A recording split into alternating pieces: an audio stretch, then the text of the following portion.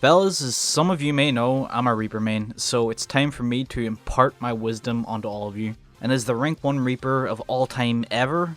Wait, what the... Okay, hold on. There we go. As the #1 best Reaper player, you can trust me when I say you're in good hands.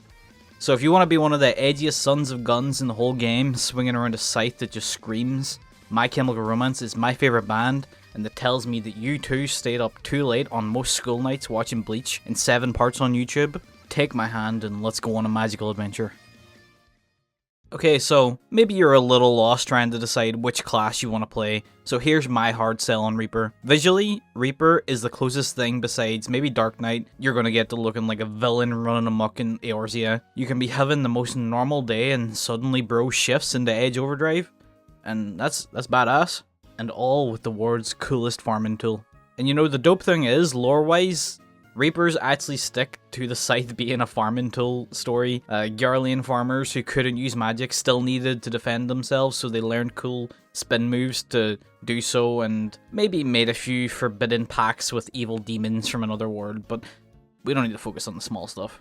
Gameplay-wise, Reaper as a job is one of our 2 Endwalker classes along with Sage, and feels very streamlined in its design. Even if you aren't playing optimally, the design makes it very obvious when you can press big buttons to do more damage compared to some older jobs. It's a job that relies heavily on balancing 2 gauges, your red gauge that allows you to use enhanced harder hitting abilities, and your green gauge that you get from using said red gauge abilities in order to enshroud and get real freaky with it. So if you want to try Reaper, let me paint a picture for you.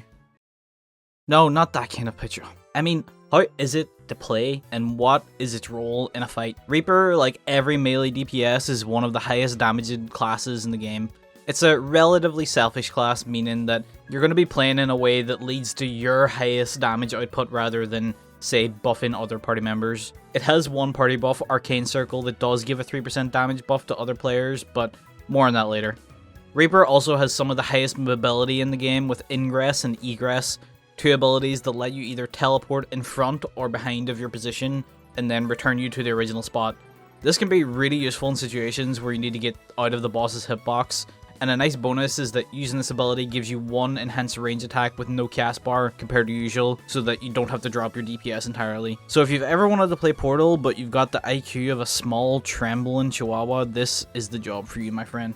So to summarize in as simple as terms as possible, as a Reaper, what you'll be doing in a fight is keeping as high of an uptime of hitting the boss as you possibly can, while taking advantage of the tools like Ingress and Harvest Moon that deal damage for you in situations where you can't stand near the boss. Alright, so let's take a little bit more of an in-depth look at Reaper. I'm not going to touch on high-end optimization of Reaper, but if you do want more detail after this, you can always hop into the Balance Discord and look at the Reaper channels. I'll leave a link in the description so you can join if you're interested. So Reaper's gameplay is focused around 2 bars of juice. I have my job gauge set to simple for clarity's sake, so if yours look a little bit different, it's still the same thing. Your red juice, the soul gauge, gives you access to special enhanced abilities such as Gibbet and Gallows. You spend 50 gauge with Bloodstock, and that lets you use those red juice abilities. There's also an AoE variant called Grimswaith, which lets you use Guillotine. Only use the AoE versions if you're able to hit 3 or more targets at once. Anything below that, and stick to 1 single target. When you use your red juice abilities, it gives you green juice, the Shroud gauge. This has 1 use, and that is for 50 green juice, you can enshroud. Enshrouding is a temporary form that gives you special enshrouded variants of some abilities, and gives you access to Reaper's highest damage attack, Communio. I'll go into a little bit more detail in a second, but the primary goal of pressing your buttons on Reaper is to spend red gauge to get green gauge, with each of these things leading to more damage. You then have 2 abilities that speed up the rate at which you can get the red gauge. So normally you get 10 per attack using something basic like Slice or Waxing Slice, but you also have Soul Slice, which will give you 50 gauge for 1 press of that GCD, meaning that you should always be trying to use it on cooldown while trying to never overcap the gauge. And again, there's an AoE variant called Soul Scythe for if you're hitting 3 or more targets. There's also 2 abilities that increase the rate at which you can get the green gauge, but they come with special conditions. The simpler of the 2 is Gluttony. It's a hard hitting attack that costs 50 of the red gauge, but gives you access to 2 enhanced uses of Gibbets and Gallows back to back, essentially giving you 20 green gauge for the price of 1. Then there's Plentiful Harvest. If you've picked up Reaper and are ADHD riddled like I am, you might have a hard time understanding Plentiful Harvest, but it's really simple. It's a spell that can be used after using Arcane Circle, which is your buff. You use Arcane Circle, for example, at the start of the fight, and then again on every 2-minute cooldown. And on top of buffing your gang, you gain stacks of Immortal Sacrifice. It's a stacking buff that you get when a party member who is buffed by Arcane Circle uses their abilities. It goes up to a maximum of 8 stacks, and at 8 stacks, Plentiful Harvest does 1000 potency, which is a big old smack. Using Plentiful Harvest under any condition, any number of stacks, will give you 50 green gauge, which allows you to Enshroud immediately. One very important thing I've yet to touch on is Reaper's Shadow of Death ability. It's an attack that puts a debuff on enemies called Death's Design, and this increases the damage you do to the enemy by 10%. Each use of the attack applies the debuff for 30 seconds, and it is essential that you keep it on a boss. On top of this, enemies that have Death's Design on them, when they die, it gives you an additional 10 red gauge, meaning that in dungeons you can gain a lot of it very rapidly by using the AoE variant World of Death to apply Death's Designs to all the enemies. And then the last big thing to touch on is Enshrouding itself. Enshrouding will turn your Gibbets and Gallows into 2 other abilities called Void Reaping and Cross Reaping, and also the Blood Swathe ability will turn into Lemur's Slice. It's very easy. You get 5 attacks when you're enshrouded, only 5. You'll use Cross Reaping, Void Reaping, then use a Lemur's Slice in between them. It's an OGCD. And then you always finish off, always use the last charge for Communio. Communio is always your final big hit. If you want to get a little technical with it, try to always use Enshrouds at the 1 minute and 2 minute points in fights, because that's when most damage is going off. But that's optimization stuff, which I won't be touching in this video, like I said. Last but not least is the 2 things that I need to touch on real quick just so you understand them and we've covered all the bases. First is Arcane Crest. It's a small shield that when broken will give you and anyone close enough a small health regen. And Soulso, an ability that you can use instantly outside of combat, or that if you're in combat will take a few seconds to cast, and that gives you Harvest Moon, which is a ranged AoE ability. So there you have it. Most of Reaper's kit is, you'll never believe it, reaping what you sow.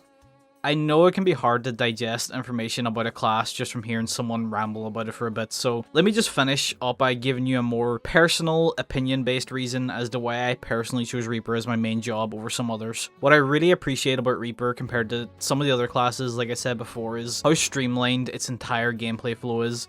In comparison to something like Dragoon, which for the record is aesthetically my favorite class, it's just clear that the developers wanted the abilities in Reaper to work cohesively and to be as self-explanatory as possible without needing to be bloated up with different self and party buffs and dots and random OGCDs that you need to press and just whatever else. Red bar and green bar goes up, you get stronger attacks. There isn't anything insanely hard to comprehend.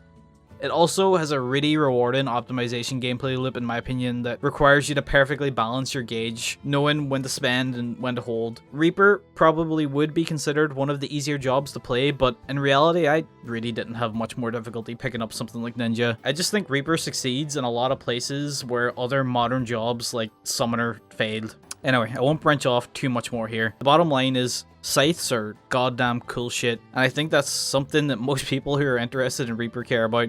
So if you want to join the ranks of Eorzea's proud edgelords and be sad with me that we can't wear Dragoon's dope maiming gear, pick up Reaper today and get in there. I'm gonna probably try to make at least a few more of these videos if this one does well for other jobs that I play. So let me know if you've enjoyed it or feel like I didn't cover something that's important. Dawntrail is coming soon and will guarantee some changes to every job, but I personally don't suspect Reaper will get many major changes, probably just an extra few damage upgrades or maybe one big new ability. If it's something really important, I'll make a follow-up when the dust settles of Dawntrail. I'll catch you guys next time. Peace.